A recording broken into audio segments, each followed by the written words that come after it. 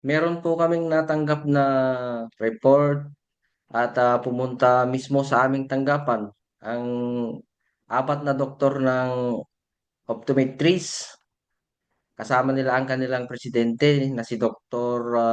Jefflyn Cathy Jose Valdez. Kasama ang kanyang tatlong optometrist na member ng Integrated Philippine Association of Optometrists Incorporation, Cagayan Valley Chapter. Pumunta sila sa aming tanggapan, ma'am, noong January 29 dahil nakanggap daw sila ng impormasyon na magkakaroon sila ng magkakaroon ng Acevedo Panel Optical ng eye examination sa Barangay Progressive, Gonzaga, Cagayan, na kung saan paliwanag ni Dr.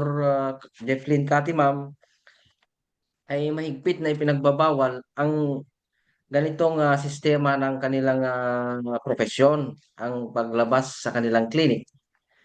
Kaya minabuti po nilang pumunta sa aming tanggapan para maaksyonan ang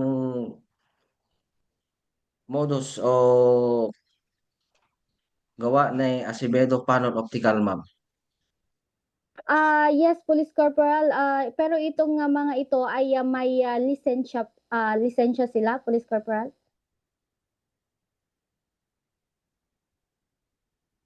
Ma'am, ayon sa kanilang records, ma'am, dito sa IPAO o Integrated Philippine Association of Optometrists, Cagayan Valley Chapter, ay hindi po sila authorized na mag-conduct o ng of- outside the medical mission ng eye examination, ma'am. Yes, sir. No, so paano ginawa itong entrapment operation laban sa mga suspect, Police Corporal?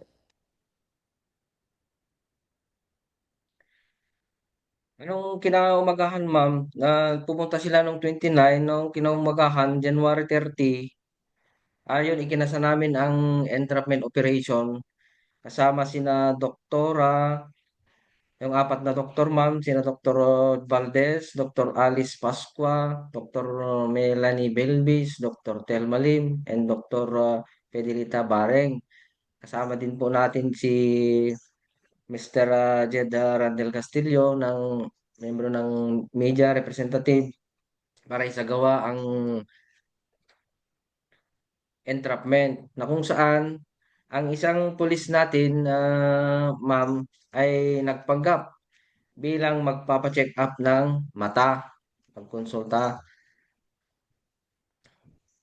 Dala rin niya ang mark money na binigyan namin ng initial para pagkaabot ng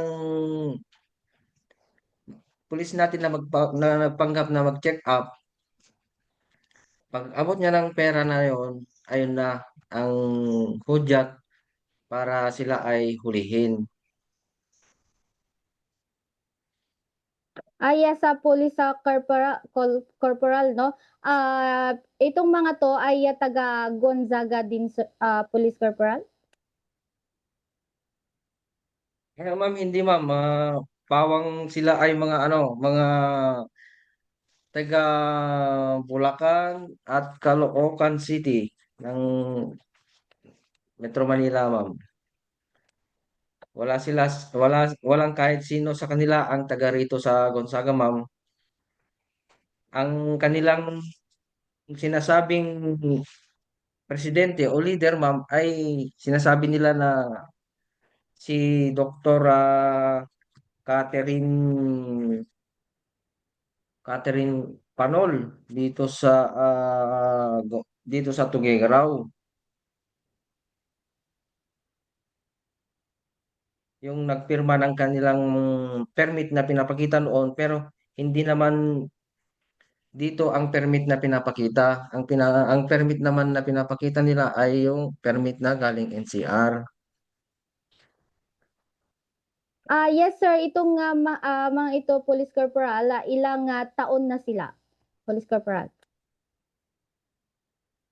Ang pinakamatanda sa kanila, ma'am, ay 59, 59. Pinakamatanda sa kanila, yung sinasabi nila na optometrist din, si John Santiago Chua, 59 years old. Sinasabi nila na siya ay isang optometrist. Pero nung kinu kinuhanan sa namin ng kanyang lisensya o legality na mag-conduct doon dahil doktor sila, sabi niya, pero hindi wala na isang dokumento ang kanyang may pakita. Kaya hinuli namin sila agad ba. Yes, Police Corporal, no, iliwanag lang natin ng mabuti, no. So itong mga suspect na ito ay hindi lisensyado, Police Corporal. Yes ma'am, tama po kayo. Wala pong lisensya. At may iba pa ba kaya silang kasamahan na nagsasagawa din ng kaparehong operasyon, Police Corporal? At sa ngayon ma'am, ang sabi nila wala silang kasama dahil sa katunayan wala din bumibisita sa kanila na sa istasyon namin sa detention facility na yun. Walang bumibisita sa kanila kaya wala din silang kasama na nagtatrabaho pa dito sa Gonzaga, ma'am. Yes, Police Corporal, maaari bang ibahagi ninyo sa amin kung ano itong mga nakumpiska mula sa kanila, Police Corporal? Yes ma'am, marami pong nakumpiska sa kanila. Ito po ay isang 20, mahigit 20 na item. Ito ay isang piece is clipboard with RX pad. Yun ang tawag nila sa medical term. Dalawang ballpen na black. Isang unit na autorefractometer, yung keratometer. Kung saan yan ang isang pagtestingan nila sa pag anong ng mata, yung grado ng mata. Isang booklet of job order receipts, yung resibo nila, pero wala naman BIR sa taas. Pawang mga lugar laman. Isang unit na ultraviolet light tester, 2 pieces na salamin, 2 piraso na Flash solution, 11 pieces display boxes for eyeglasses. Medical term po kasi ito ma'am, kaya ang nilagay nila na boxes, yung nakikita po yan sa monitor, yung isang box po ay naglalaman ng 18 na piraso ng salamin. Kaya sa 11 pieces na boxes, 198 pieces po na eyeglasses yung laman. 3 pieces na eyeglasses case, iba't ibang kulay, black, brown, pink. Isang trial, isang set ng trial case with 40 pieces diopter. Isang unit na Snellen chart. 1 piece Durabox. 3 box with 85 pieces eyeglasses.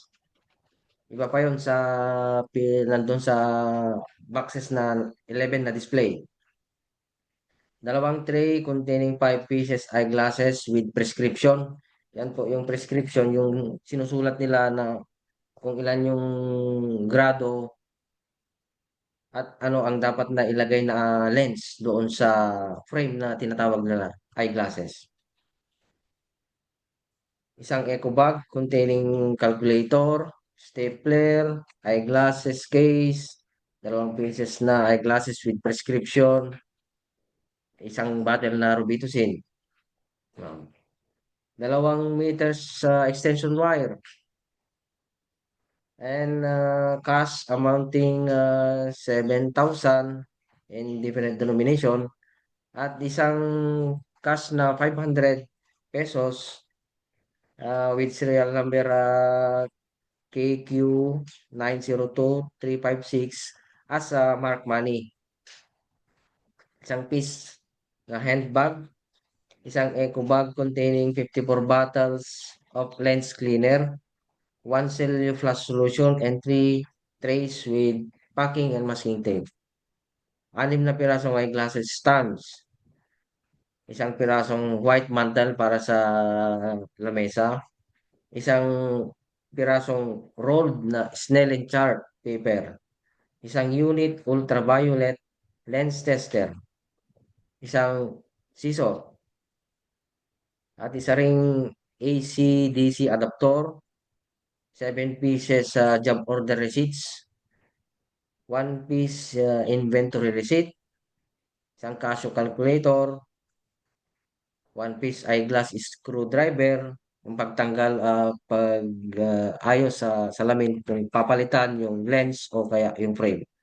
At at sinama rin namin dito na kinumpiska yung gamit nila ng sasakyan, ma'am, yung brown Toyota Innova, bearing plate number 4908.